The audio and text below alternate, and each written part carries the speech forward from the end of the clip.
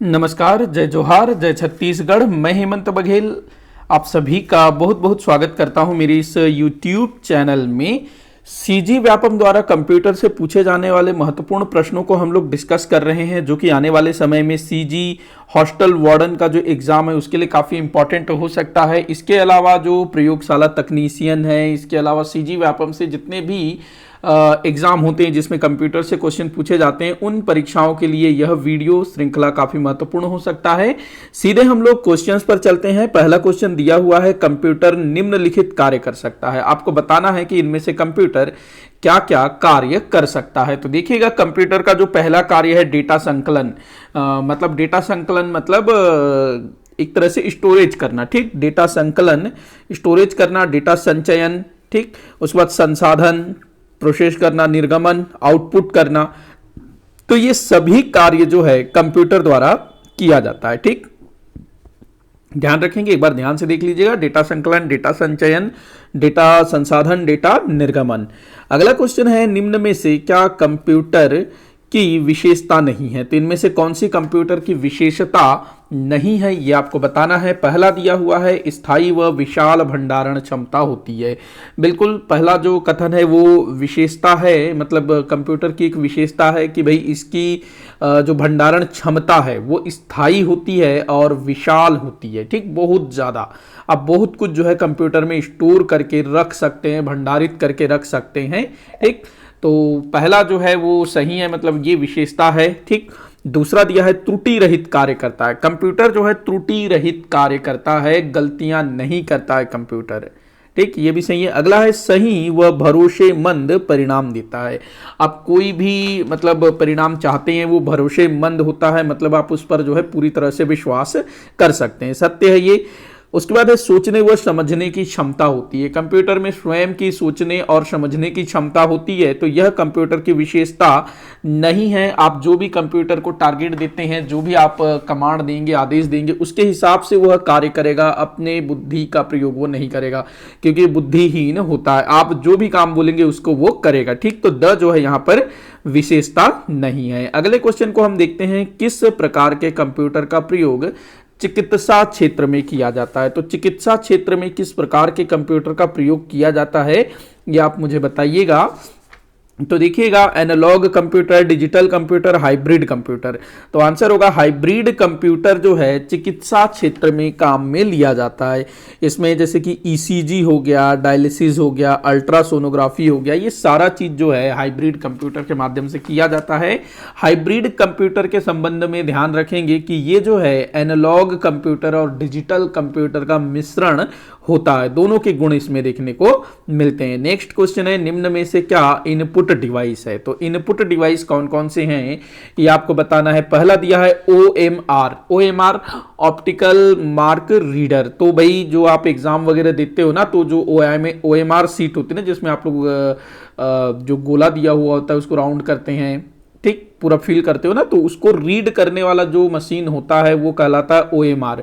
तो ये क्या है, इनपुट डिवाइस है। तो आप जो भी मतलब आंसर करेंगे, जो आपका सीट होगा आंसर सीट, उसको जो है OMR सीट में रखा जाएगा और OMR सीट जो है उसको रीड करेगा, ठीक। रीड करके जो है वो कंप्यूटर के अंदर उसको स्टोर करेगा, बाद में फिर उसको प्रोसेस करके आउटपुट में कन्वर्ट करेगा, ठीक। तो ये जो है इनपुट डिवाइस है OMR सीट, उसमें हम जो है अपना आंसर शीट डालेंगे तो फिर वो उसको चेक करेगा, ठीक।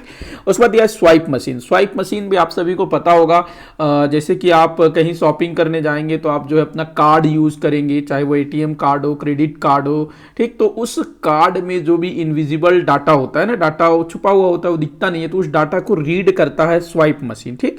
वेब कैम की बात करें, जो कि कंप्यूटर का जो मॉनिटर है या लैपटॉप के मॉनिटर में भी लगा हुआ होता है वेब कैम, या सीधा सीधा हम लोग अपने मोबाइल का जो फ्रंट कैमरा है वैसे ही टाइप का होता है, तो वो क्या है, वेब कैम।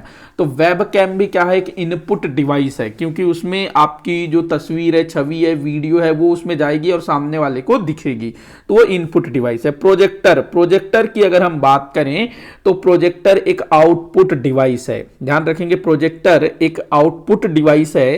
प्रोजेक्टर में होता क्या है कि जो भी वीडियो है उसको अगर हमको देखना है, प्रदर्शित करना है, तो प्रोजेक्टर के माध्यम से हम लोग उसको देख सकते हैं।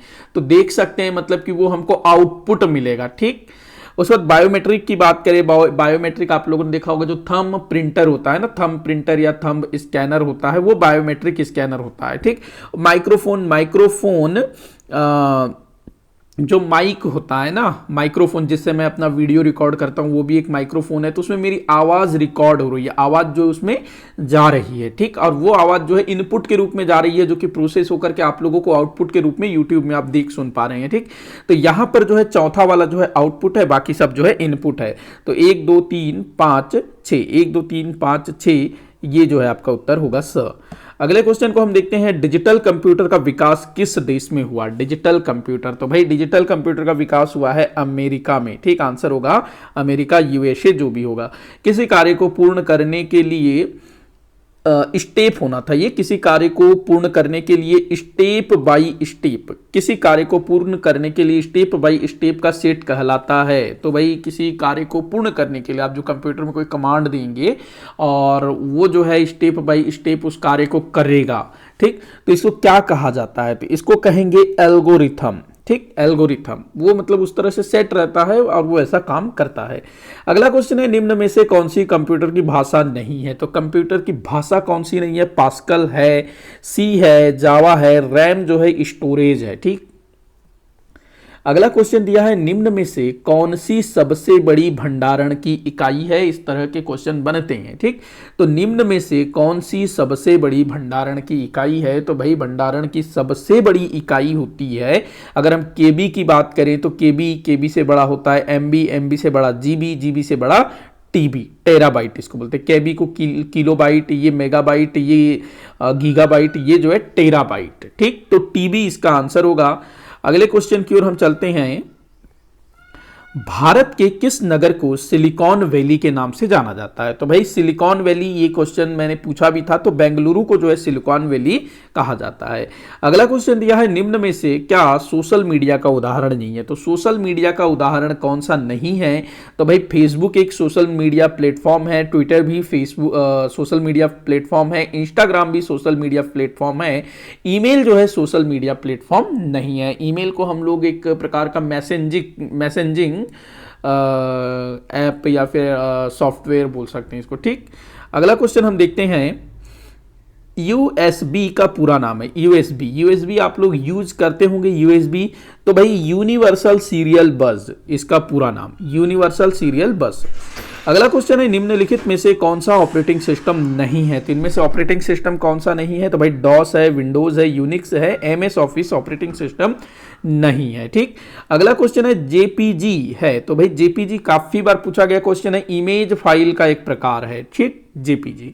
अगला क्वेश्चन दिया है, प्रतियोगी परीक्षाओं में सामान्यतः निम्नलिखित में से किस डिवाइस का उपयोग किया जाता है? प्रतियोगी परीक्षा अर्थात जो कंपटीशन एग्जाम्स है उसमें निम्नलिखित में से किस डिवाइस का उपयोग किया जाता है? तो ध्यान रखेंगे कि जो OMR है ना, ऑप्टिकल मार्क रीडर, जो पीछे मैंने बताया था, तो जो कि एक इनपुट डिवाइस है, इसका यूज किया जाता है। और जो आपको सीट दिया जाता है उसको OMR सीट बोला जाता है। ठीक, ध्यान रखेंगे। अगला क्वेश्चन दिया है, एक एबी नहीं होगा, ये MB, एक MB बराबर है। तो एक MB कितने के बराबर होता है? तो 1024 KB के बराबर।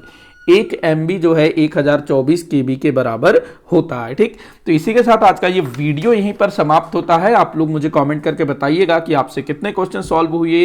कोई भी डाउट हो तो जरूर बताइएगा। वीडियो को आखिर तक देखने के लिए बहुत बहुत धन्यवाद।